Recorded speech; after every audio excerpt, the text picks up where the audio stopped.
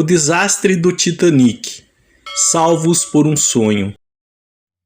Não é por acaso que o naufrágio do Titanic, uma das mais célebres tragédias do século XX, seja acompanhado de diversas histórias de pessoas que pressentiram a viagem sem volta do transatlântico. O empresário inglês J. Conon Middleton havia reservado passagens para ele e a família.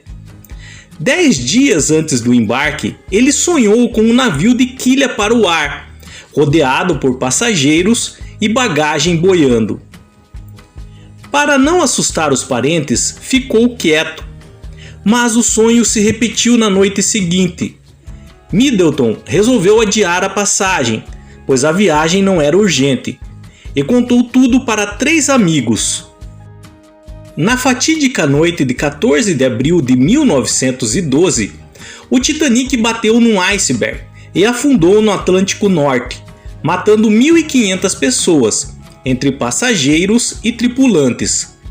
Middleton relatou o caso para a Sociedade de Parapsicologia de Londres, acompanhado dos passaportes, das reservas e de uma carta com o testemunho assinado dos amigos. Dias depois, novos registros foram aparecendo. O marinheiro Colin MacDonald, por exemplo, recusou a função de subchefe de máquinas do Titanic por causa de um presságio do desastre.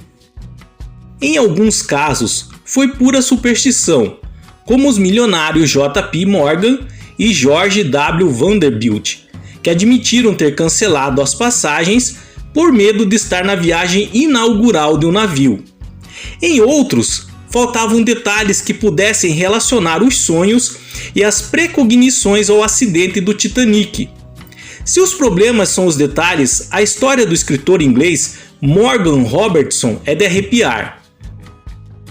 Em 1898, ele publicou um romance sobre o naufrágio de um grande navio, que ocorria no mês de abril, após chocar-se com um iceberg no norte do Atlântico. Metade dos passageiros morria por falta de botes salva-vidas, tal qual ocorreria com o Titanic.